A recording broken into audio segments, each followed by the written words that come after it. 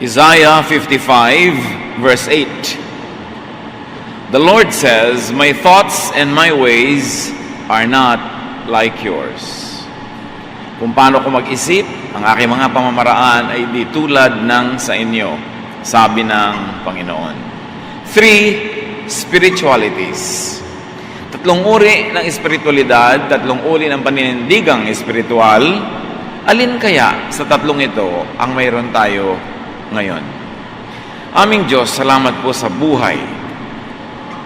Salamat sa araw na ito na dinagdagan niyo pa ang aming paglagi dito sa bundok. Linisin niyo po kami, paging dapating tumanggap ng inyong pagtuturo, at nawa ang inyong mga salita maging pagkain ng aming kaluluwa, maging lakas ng aming buhay, gabay, liwanag. At nawa, Panginoon, ito'y magbunga ng kabutihan sa aming puso, kapayapaan, at katahimikan ng loob. Kayo po ang maghari, kayo ang mangaral. Hinihiling namin ito sa ngalan ng iyong anak na si Jesus. Atin mong babasahin ang Lucas 15, 11 hanggang 32. Sinabi pa ni Jesus, may isang tao na may 2 anak na lalaki. Sinabi sa kanya ng bunso, "Ama, ibigay na po ninyo sa akin ang mamanahin ko." At hinati nga ng ama ang kanyang ari-arian. Pagkalipas ng ilang araw, ipinagbili ng bunso ang kanyang kaparte at nagpunta siya sa malayong lupain. Nilustay niya roon sa pamamagitan ng mga bisyo ang lahat niyang kayamanan. Nang maubos ito, nagkaroon ng matinding taggutom sa lupain iyon, kaya't siya'y nagsimulang maghirap. Namasukan siya sa isang taga roon at siya'y pinagtrabaho nito sa isang babuyan. Sa tindi ng kanyang gutom at dahil sa wala namang nagbibigay sa kanya ng pagkain, halos kainin na niya mga bungang kahoy na kinakain ng mga baboy. Ngunit napag-isip-isip niya ang kanyang ginawa at nasabi niya sa sarili, labis-labis ang pagkain ng mga alila ng aking ama, samantalang ako'y namamatay dito sa gutom. Babalik ako sa aking ama at sasabihin ko sa kanya, "Ama, nagkasala po ako sa Diyos at sa inyo. Hindi na po ako karapat-dapat na tawaging anak ninyo. Ibilang na lamang ninyo akong isa sa inyong mga alila." At siya'y nagpasyang umuwi sa kanila. Malayo pa'y natanaw na siya ng kanyang ama, at dahil sa matinding awa ay patakbo siyang sinalubong, niyakap at hinalikan. Sinabi ng anak, "Ama, nagkasala po ako sa Diyos at sa inyo. Hindi na po ako karapat-dapat na tawaging anak ninyo." Ngunit tinawag ng ama ang kanyang mga alila, "Madali, kunin ninyo ang pinakamagandang damit at bihisan ninyo siya.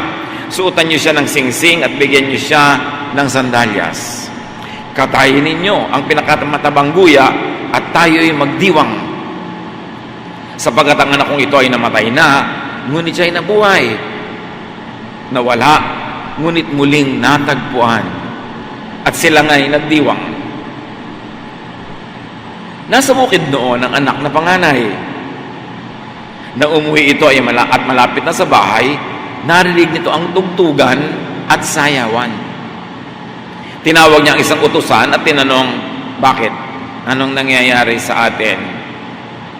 "Dumating po ang inyong kapatid," sagot ng alila. "Ipinapatay po ng inyong ama ang pinatabang guya dahil ang inyong kapatid ay nakabalik ng buhay at walang sakit." Nagalit ang panganay at ayaw niyang pumasok sa bahay. Pinuntahan siya ng kanyang ama at pinakiusapan, ngunit sumagot siya, "Pinaglingkuran ko kayo sa loob ng maraming taon at kailanman hindi ko kayo sinuway. Ngunit ni minsay hindi niyo ako binigyan ng kahit isang maliit na kambing para mapagkatuwaan kami ng aming mga kaibigan.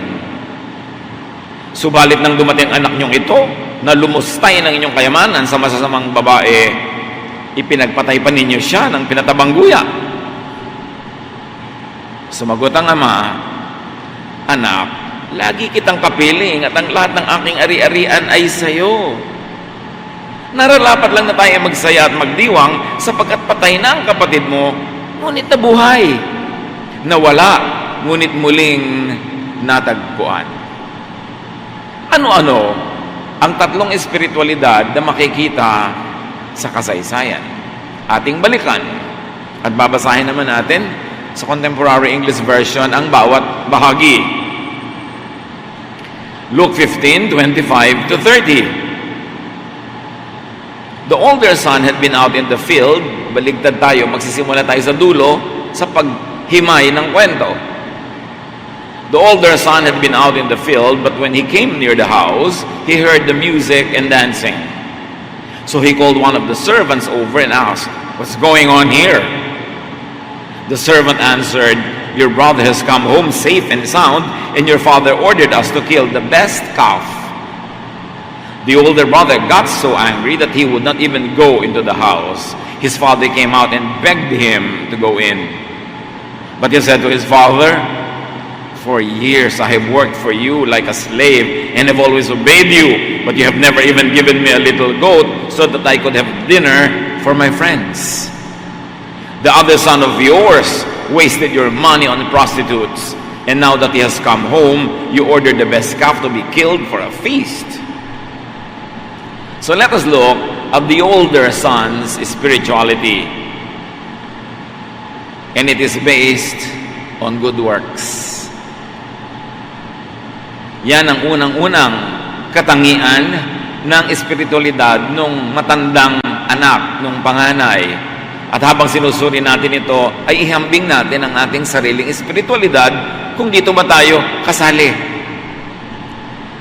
The older son's spirituality is based on good works. Yung kanyang mga ginawang mabuti, yung tama niyang ginawa, yung hindi niya maling ginawa, yung kanyang good performance, yung pagtitiis niya, pagtitiis na hindi mag-party, hindi humihingi ng kambing na kakatayin, laging trabaho mula umaga hanggang gabi, hindi umaalis ng bahay, walang bisyo. The older son's spirituality is about always being home and proper, being correct and righteous. It is also about being under the law and being law-abiding. Dapat ganito gagawin mo. Hindi mo dapat gagawin ito. Do's and don'ts. Doon nakabase ang kanyang spiritualidad. And the older son's spirituality is angry. Easily angered by sin, by lawlessness, and injustice. Para siyang galit sa mundo dahil sobra siyang banal.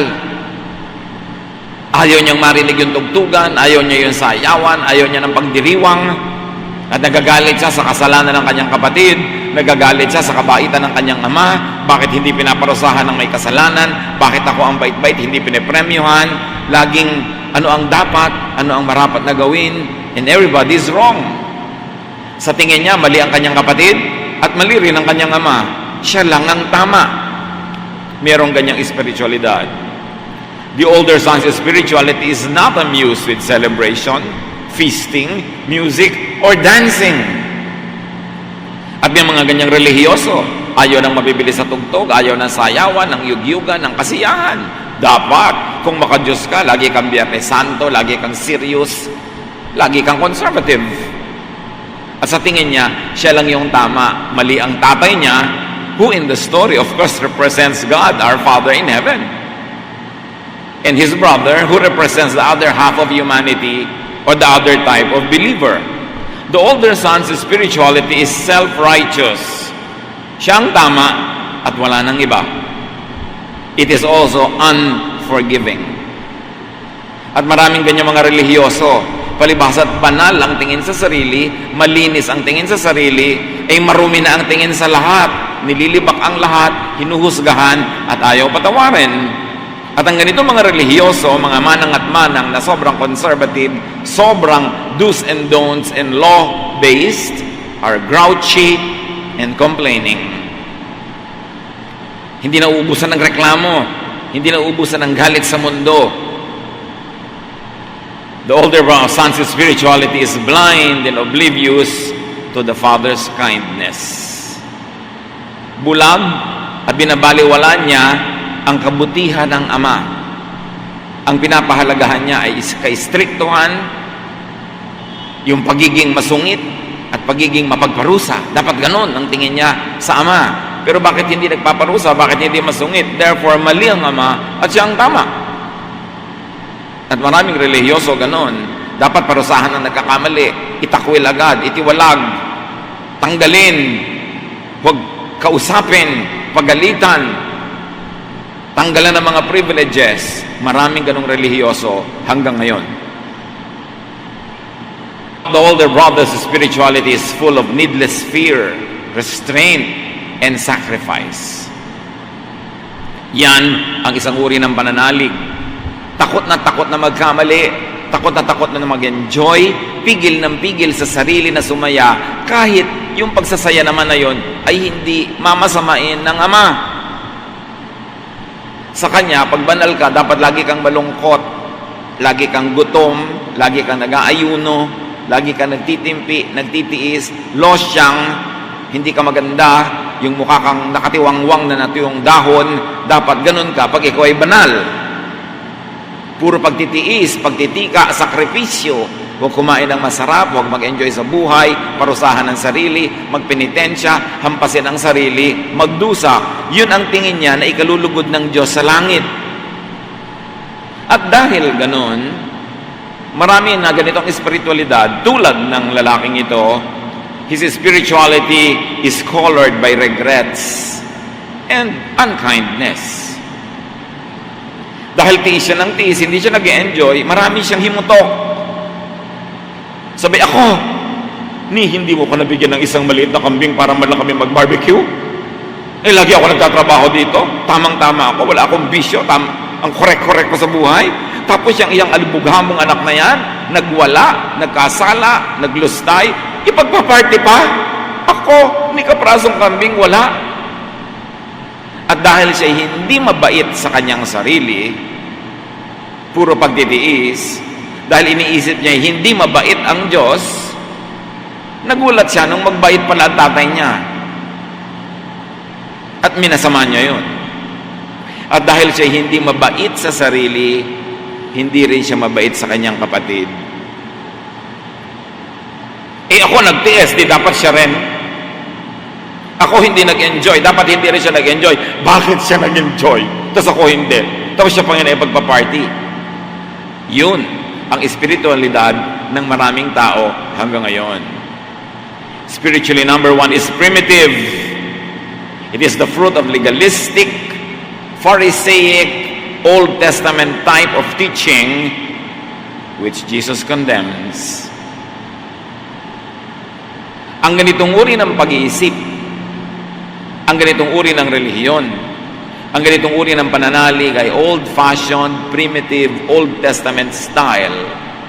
Style ng mga Pariseo na kinondena ni Jesus. Hindi ito ang gusto ni Jesus na uri ng religiosity o spirituality.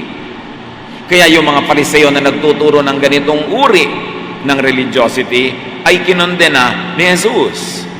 Matthew 23, 1-28, mga piling verses. Jesus said to the crowds and to His disciples, "The Pharisees and the teachers of the law are experts in the law of Moses. They pile heavy burdens on people's shoulders and won't lift a finger to help."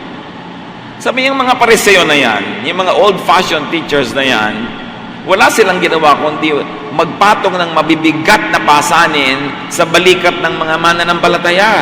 Isang katerabang bawal na hindi man pwedeng sundin, nagigilty ka lang tuloy.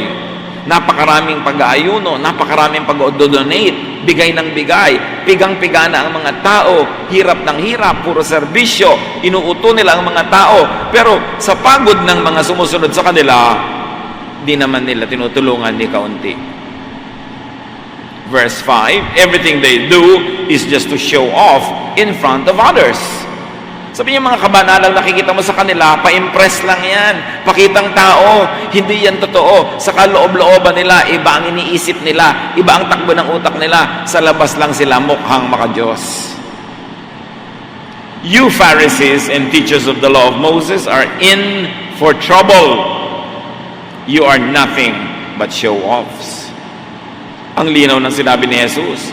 May araw din kayo mga religious leaders na puro paimbabaw, pakunwari, pagbabalat kayo, puro kayo pakitang tao. You lock people out of the kingdom of heaven. You won't go in yourselves and you keep others from going in. Ang mga nakikinig sa inyo ay hindi nakakapasok sa luwalhati, kapayapaan, pag-ibig at katahimikan ng Ama. Hindi nyo sila tinuturo ang mapanatag ang loob, tinatakot nyo lang lagi. Hindi nyo sila tinuturo ang matahimik, matiwasay, kundi lagi silang nag-aalala. Kaya tuloy lagi silang making up, donating, giving, serving, sacrificing sa takot nila sa Diyos. Bakit nyo sila tinatakot sa Diyos? Pati kayo, hindi kayo pumapasok sa kalangitan, hindi kayo pumapasok sa harian ng Ama, hindi kayo nakakarating sa level of thinking and lifestyle na tahimik, payapa at tiwasay, at ganun din ang ginagawa nyo sa mga nakikinig sa inyo. You travel over land and sea to win one follower. And when you have done so, you make that person twice as fit for hell as you are. Pamisyon-misyon pa kayo? Turo-turo? Katekismo-katekismo? Kulto-kulto? Para lang kayo makakuha ng mga mapapapanalig? At pag nanalig sila sa inyo, ginagawa nyo silang doble kasing sama ng mga bagay lamang sa impyerno. Ang dati nilang kasamaan, dinadagdagan nyo pa. Kasi dati na silang masama, ngayon tinuruan nyo pa maging self-righteous, maging judgmental, at maging cruel. Dumoble ang kasamaan nila mula nang nakinig sila sa inyo. Hindi kayo nakakapasok sa kaluwalhatian ng Ama at wala kayong dadalin sa mga tagasunod nyo. Binabawalan nyo rin sila kasi kayo, hindi kayo tagalangit. Yan ang sinabi ni Jesus sa mga teachers of the law of Moses and the Pharisees. You are like tombs that have been whitewashed. On the outside they are beautiful, but inside they are full of bones and filth. That's what you are. Outside you look good, but inside you are evil and only pretend to be good. Yan ang spirituality number 1. Sa labas mukhang malinis, mukhang makadiyos, mukhang tama, pero ang loob, pangit, marumi, pakunwari, paimbabaw. At yan ang sinabi ni Jesus sa mga nangunguna sa relihiyon nung kanyang panahon. Kawawa ang makikinig sa kanila, maliligaw, mahihirapan, magdurusa, laging matatakot, at hindi mag-e-enjoy ng kabutihan ng Ama sa Langit dahil hinaharang sila ng relihiyon. Even now, many people's spirituality is of this type. So kapatid, test your spirituality. Sino sa atin ang kasama sa group 1? Ang bait-bait as isusumbat yung kabaitan niya sa Diyos. Lingkod ng lingkod, tapos nagtatampo pala. Pagka hindi siya pinagpapala. Kunwari, ayaw sa party, masama pala loob dahil hindi siya nakakapag-party. Galit na galit sa mga nag-e-enjoy, sumasayaw, tumutugtog. Yung pala, siya, sikil na sikil ang kalooban. Alam niyo yung mga taong sikil na sikil ang kalooban, timpi ng timpi, itinatatwa at tinatanggi ang tunay na nadarama sa kaibuturan ng kanilang puso. Nagiging mapagkunwari sila at galit sila doon sa mga malaya. Kaya mga super conservative kumisa ng mga manang, galit na galit sa mga babaeng medyo liberated, malakas tumawa, kung may kembot, at mukhang nag-e-enjoy sa buhay. Madami doon, inggit lang. Ba't ikaw nag-e-enjoy, ako hindi? Dasal ako ng dasal, makadiyos ako, ayuno ako ng ayuno, tas ikaw ang masaya. Kaya galit sila sa mga tinatawag na makasalanan. Meanwhile, tingnan natin ang spirituality number 2. Luke 15:12. The younger son said to his father, "Give me my share of the property." So the father divided his property between his 2 sons. Hiningi na agad ang mana niya, buhay pa yung ama. The younger son's spirituality is more evolved, it's more developed, but not fully developed. The younger son's spirituality is about entitlement, about rights, about perks. Anak mo ako, therefore akin na ang mana ko. Anak ako ng Diyos, mananampalataya ako, therefore dapat blessed ako. Therefore, dapat dinidinig ang mga dasal ko. Therefore, pag may sakit ako, dapat akong pagalingin at paghimalaan. Entitlement. Sino sa atin ang ganon, na kung mo itinuturing mo ang sarili mong anak ng Diyos, may karapatan ka nang manghingi nito at manghingi nun. Luke 15:13, not long after that, the younger son packed up everything he owned and left for a foreign country, where he wasted all his money in wild living. So this is spirituality number 2. Knowing the law, but breaking it. Alam naman niya yung tama at mali. Ang ginagawa niya yung mali. Yung spirituality number 1, alam niya ang tama at mali. Sa panglabas, ginagawa niya yung tama. Pero sa pangloob, mali rin pala siya. So pareho lang mali, itong 1 at number 2. Yun lang 1, nakatago ang mali. Itong number 2, nakabunyag. Pero pareho lang mali.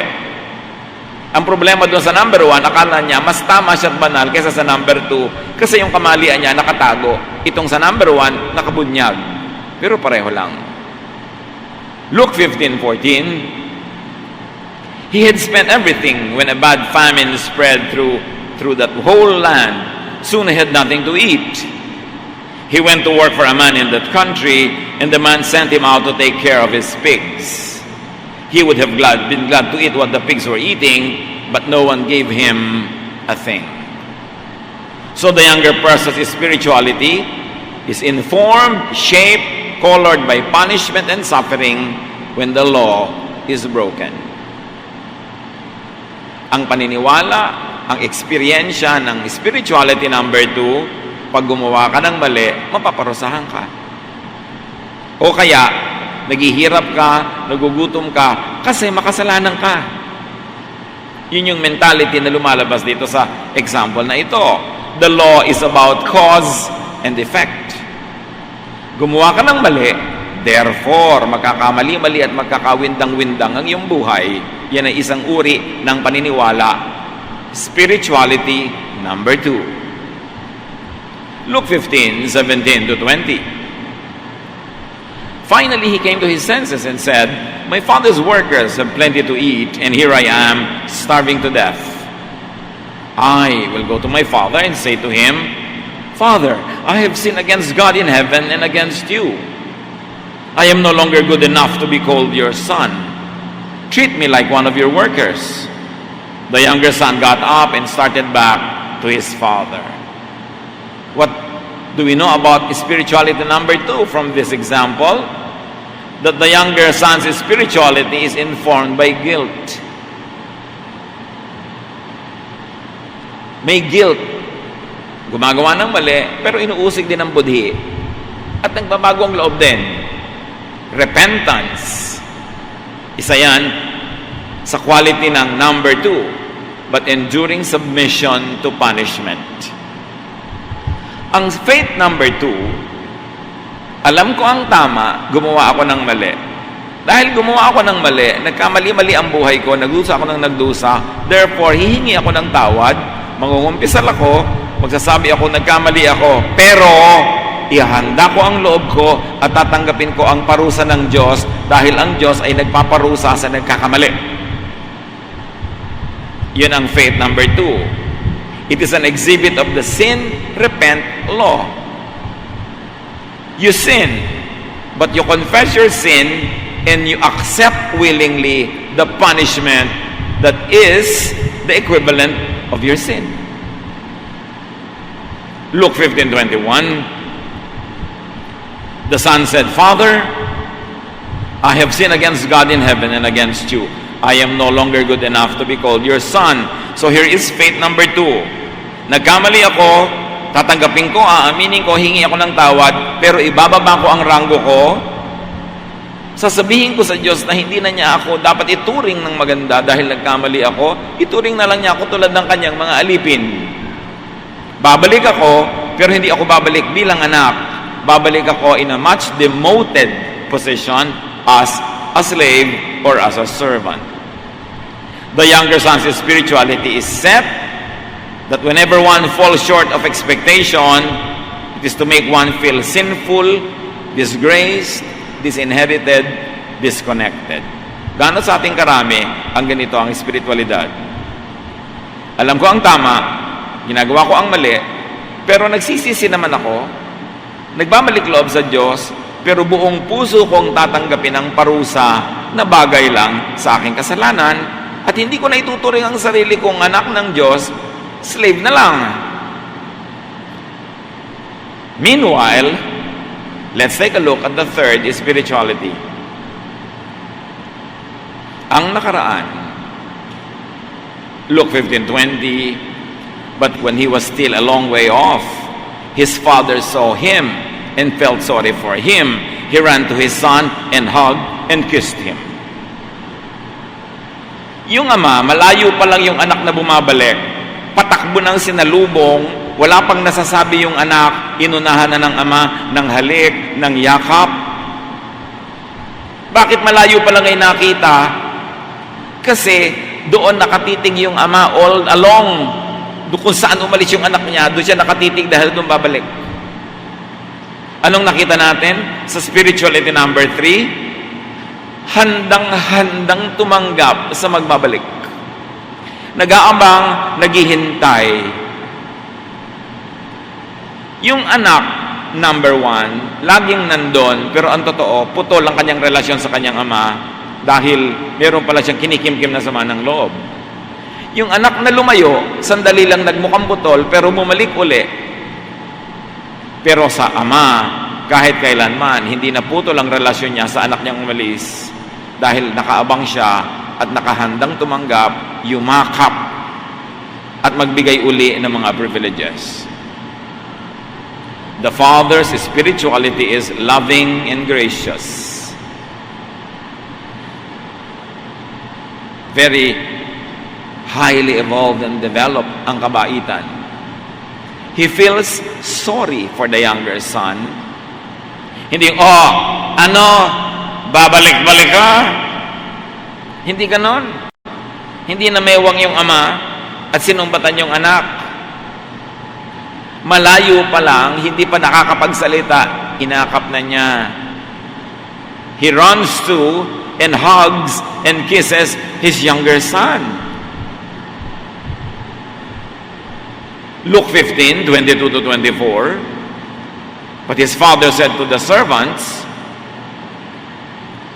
hurry and bring the best clothes and put them on him. Give him a ring for his finger and sandals for his feet. Get the best cup and prepare it so we can eat and celebrate. This son of mine was dead but has now come back to life. He was lost and has now been found, and they began to celebrate. The Father's spirituality is open and welcoming to the sinful and the unclean. Sino man sa atin na ang pakiramdam natin tayo marumi, tayo makasalanan, nagdurusa tayo dahil makasalanan tayo, mag-isip-isip kayo kung ganon din ang nasa puso ng Ama sa Langit. Ang kinailangan lang gawin ng anak ay magbalik. Pero as far as the Father was concerned, hindi kailangan bumalik kasi hindi naman nawala sa puso niya. Kaya yung mga panlabas na patunay na siya'y anak, sandalyas, magandang damit, singsing, agad-agad niya ipinasuot. Nakinig ba yun tatay sa paliwanag ng anak?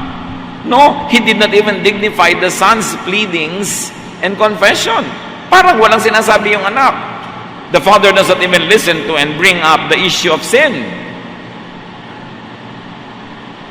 Hindi niya sabi, pinapatawad kita. Kasi hindi naman niya hinusgahan nung umalis. Kaya wala siyang kailangang patawad na ibigay. The restoration of the ring, the sandals, and the clothes was not from the father and for the father. It was for the consumption of the son and the servants. Para alam ng lahat na wala naman talagang naiba, yung pansamantala niyang binitawan na privilege, kailangan ma-enjoy na niya uli. Hindi siya nanumbat. Ibig sabihin lamang, yung nangyaring mga dilubyo sa kanya, hindi dahil pinarusahan siya ng ama. Nagkataon talaga na napunta siya sa lugar na magkakaroon ng taggutom, kaya napasali siya doon. At dahil nilusta niya ang kanyang pera, natural mauubos. pero hindi desisyon ng ama na siya'y pagdusahin, paghirapin, pagapangin sa hirap dahil siya'y umalis. Hindi kailanman ginusto ng ama na magdusa yung anak niya kahit pa nga naligaw. Yung anak lang ang nag-iisip na nangyari yun sa kanya at hindi na siya bagay bumalik sa ama. Pero hindi yon ang iniisip ng ama. So itong mag-amang ito, tatlo ng iba-ibang iniisip. Iba-ibang espiritualidad, ang panganay na anak, ang bunsong anak, at ang kanilang ama.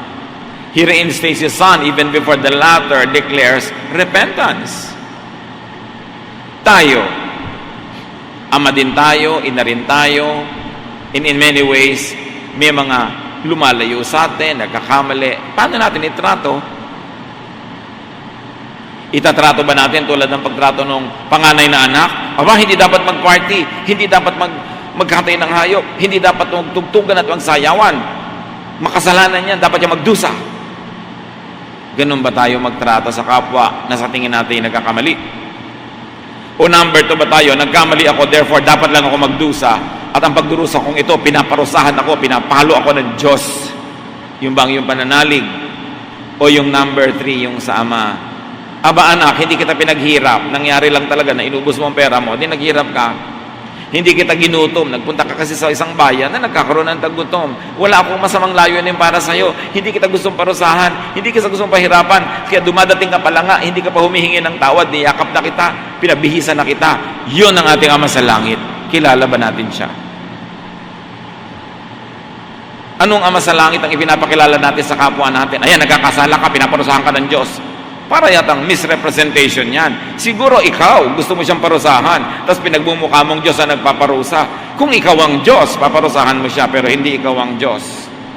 Salamat na lang. Tuwing may naghihirap, sister, may sakit ka kasi makasalanan ka. Maraming ganon. May lalaki pang Biblia, ang daladala ng laking Biblia. Pag dumating sa bahay mo, judgment ang ibibigay sa'yo. Siguro, kaya ka nagkakasakit dahil makasalanan ka. Anong tingin mo sa Diyos? Hindi ito ang ipinakilala sa atin ni Jesus sa kwento na ito. Of course, yung tatay dito, kinatawan ng Diyos. At nagkaroon ng malaking kasiyahan. Because fellowship with God is usually depicted as a glorious feast and celebration.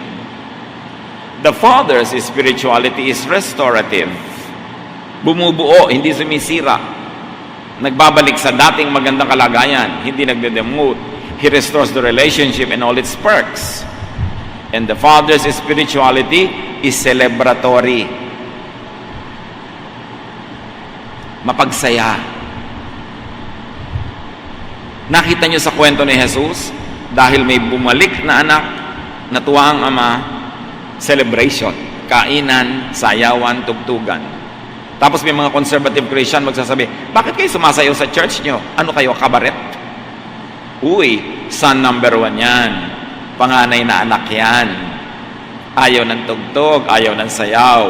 Yan yung anak number 1. Pero ang ama, nagpatugtog, nagpasayaw, naghanda. Because we should celebrate our relationship with our Father in heaven. Dapat masaya.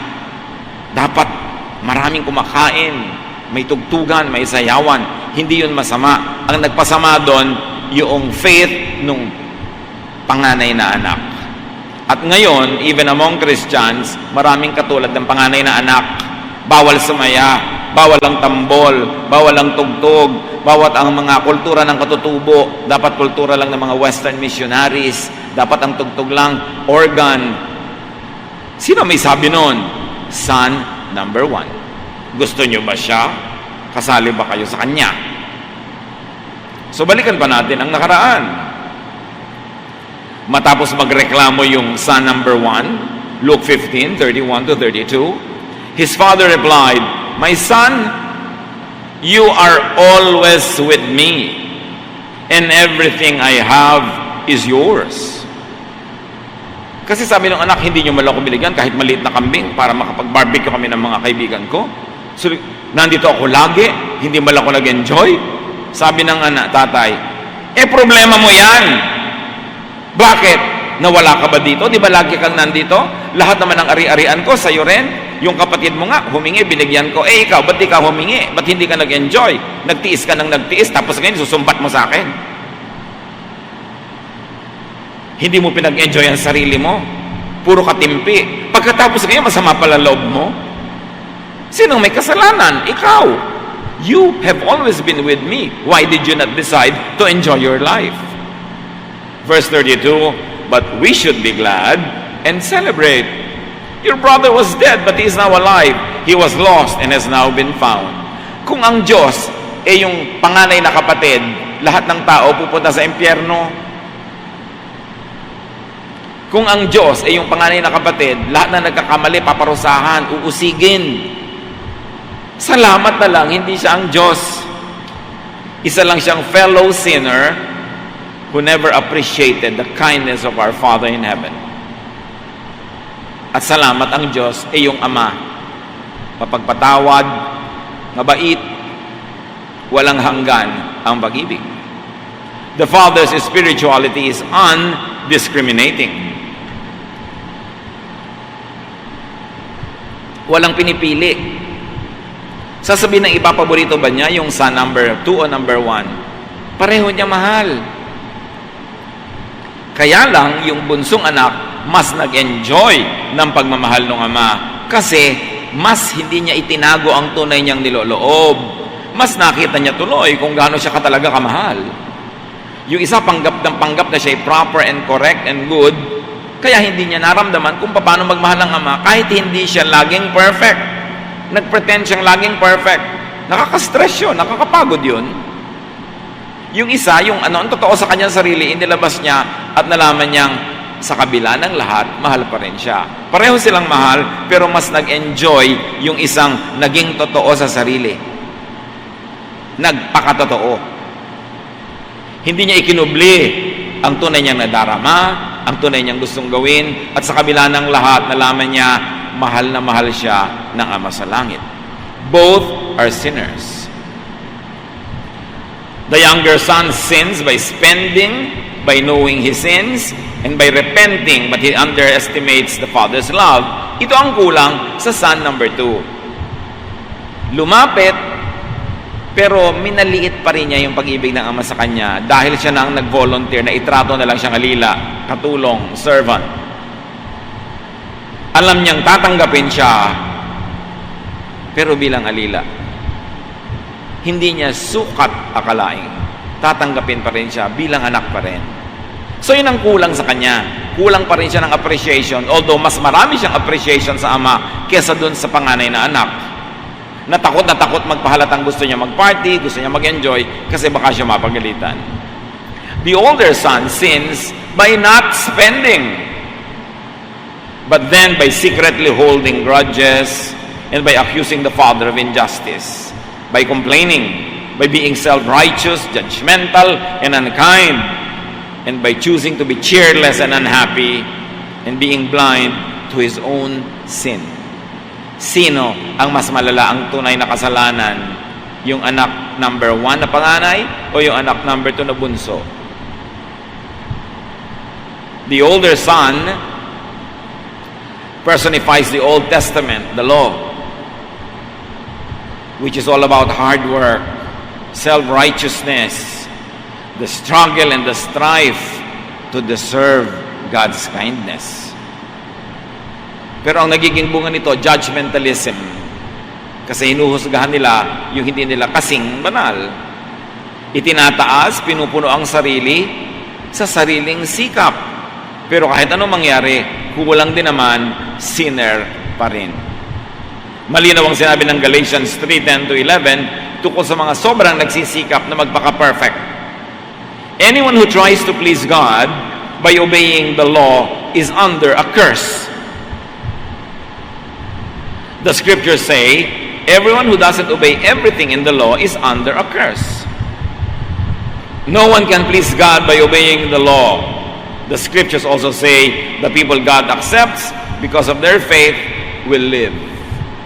Pag sinisikap mong impresen ng Diyos with perfection, with hard work, to the point that you become hypocritical, you hide your true self, ikinakaila mo ang totoo sa pagpapa-impress mo sa Diyos at sa iyong kapwa. Sabi, para ka nang isinumpa. Bakit? Hindi ka malaya, hirap ka, puro ka himutok, pero kulang at kulang ka pa rin. Sayang. At ito, ang nakikita natin, nakasaysayan ng panganay na kapatid, trying to please the Father by being perfect, pero hindi rin naman talaga siya perfect. The younger son, meanwhile, personifies the aspects of the New Testament, some aspects of it anyway, which is love and grace. But it is incomplete. It is unappreciative of God's undeserved kindness. At least itong anak na bunso, hindi itinaas ang sarili. Sa katunayan, ibinaba ang sarili. Ang itinaas niya ang ama. No? At siya ay pinupuno ng ama. Kaya siya mas blessed. Kasi inamin niya ang kanyang kakulangan. Yung isa ay tinatago yun. Umuulan ng pagpapala, isinahod niya ang kanyang pangsalok. Yung isa nakataob kasi sinasabi niya, di ko kailangan yan, mabait naman ako eh. Itong bunsong kapatid, Galatians 5:1, Christ has set us free. This means that we are really free. Now hold on to your freedom and don't ever become slaves of the law again. Malaya kang lumapit sa Diyos, ano man ang iyong kalagayan. At huwag kang magpaalipin sa mga batas ni Moses. Yung sobrang relihiyoso, umaasa sa kanyang sariling performance, para yun na slave of the law. Kahit ano naman ang gawin niya, kulang pa rin. So there are two sons in the story. Both are short of the Father's glory. That's all of us. Romans 3:23, all of us have sinned and fallen short of God's glory.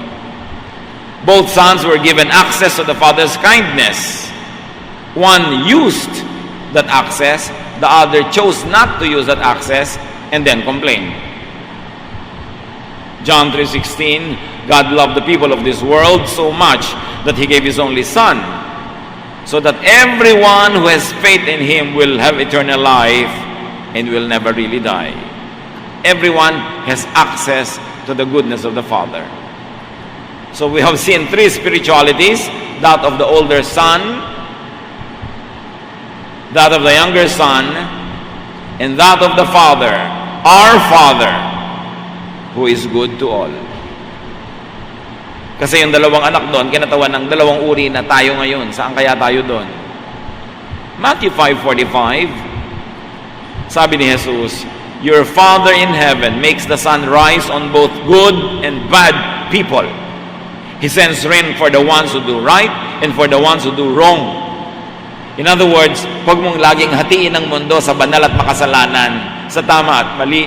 At ikaw lagi yung tama, ikaw yung banal, sila ang mali. Therefore, you deserve God's goodness and God's blessings. Sabi ni Jesus, pinasisikat ng Ama sa langit ang araw sa mabuti at masamang tao, sa makasalanan at hindi. Nagpapaulan siya sa bukid ng mga makasalanan at sa bukid ng mga hindi makasalanan. In other words, mahal ng Diyos ang lahat ng tao. Huwag mong isipin, ako mo lang may relihiyon ka, may malaki kang Biblia, dapat mas mahal ka ng Diyos. Kasi baka tayo yung nagiging son na panganay. Relihiyoso, legally proper, pero marami pala nasa loob ang kulo. At mas hindi pala yun nakakatanggap ng pagpapala. Of course, hindi natin sinasabing dapat tularan yung sa number 1, na magwala ka sa buhay, maglustay ka. Pero ikaw man yung laging tama, o ikaw man yung naglulustay, ikaw man yung laging correct, o ikaw man yung nawawala sa landas, pare-pareho tayong mahal ng Diyos. Huwag niyong turuan ng Diyos na mamili ng mamahalin, tulad natin na namimili ng mamahalin.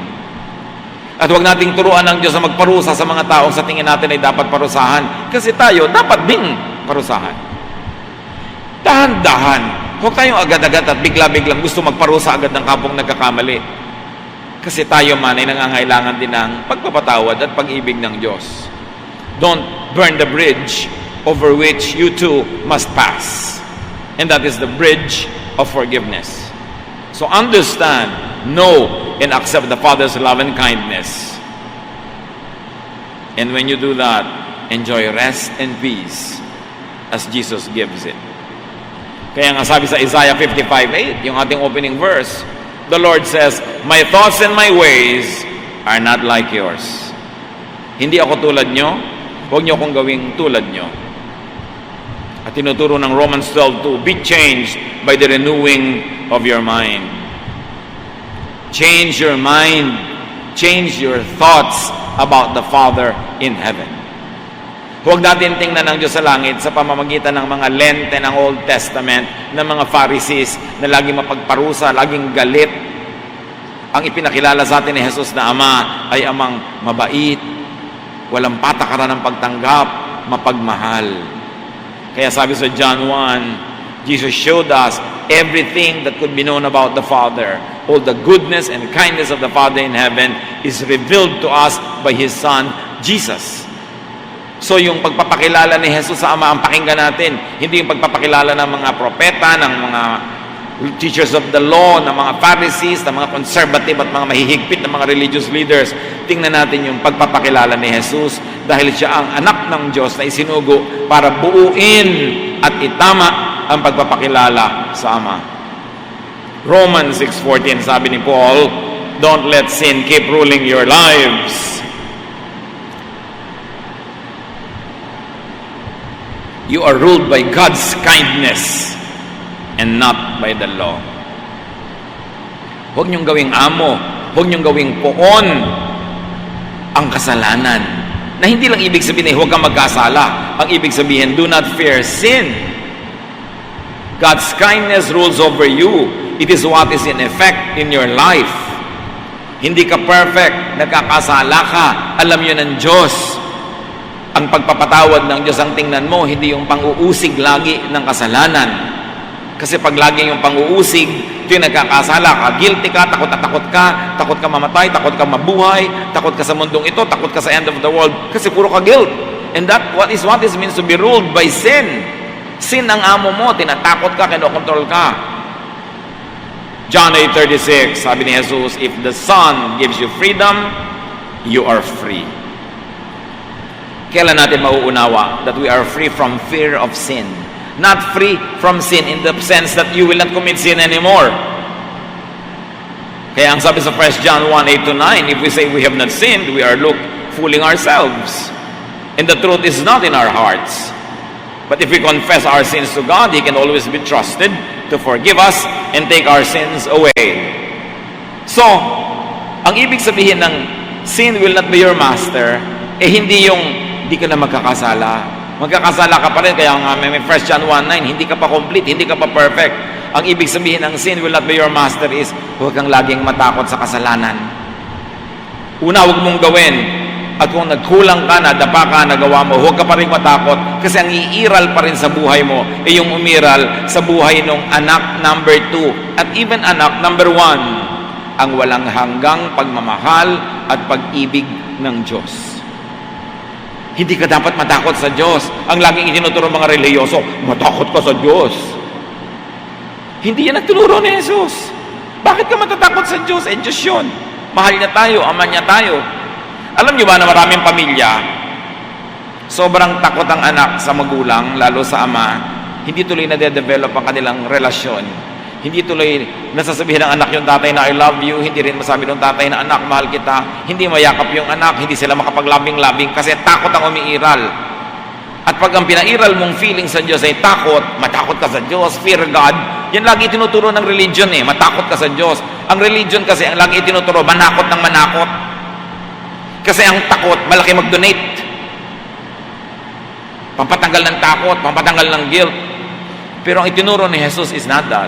Say, love God with all your heart, with all your soul, with all your mind. Because God loves you too.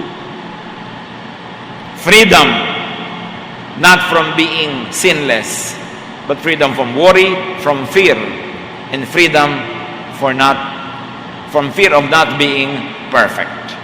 Kaya si Jesus, sabi niya, pagpapahingahin ko kayo.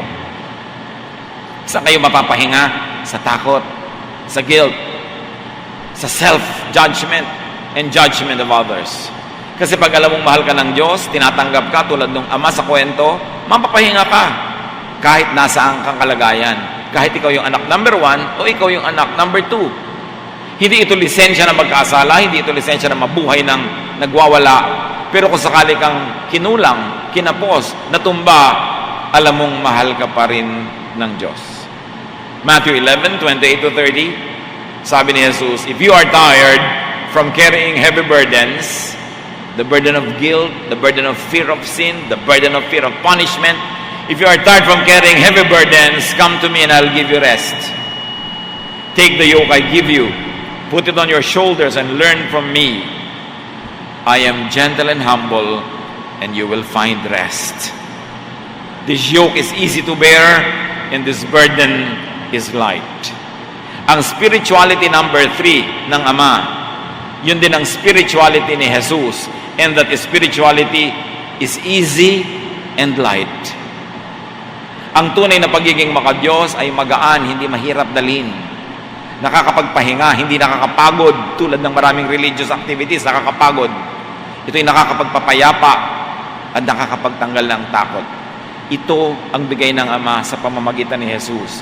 Nilinaw dahil sa maraming gulo at dilim na ibinigay ng relihiyon ng libu-libong taon. Ang imahe ng Diyos na nilikha ng religiyon ay Diyos na galit, Diyos na mapaghiganti, Diyos na hindi mabait. Yun ay itinama ni Jesus. At dapat itama na natin ang ating pananaw so we can also rest and we can allow our brothers and sisters to also rest. Tanggapin natin ang pagtanggap, pagmamahal.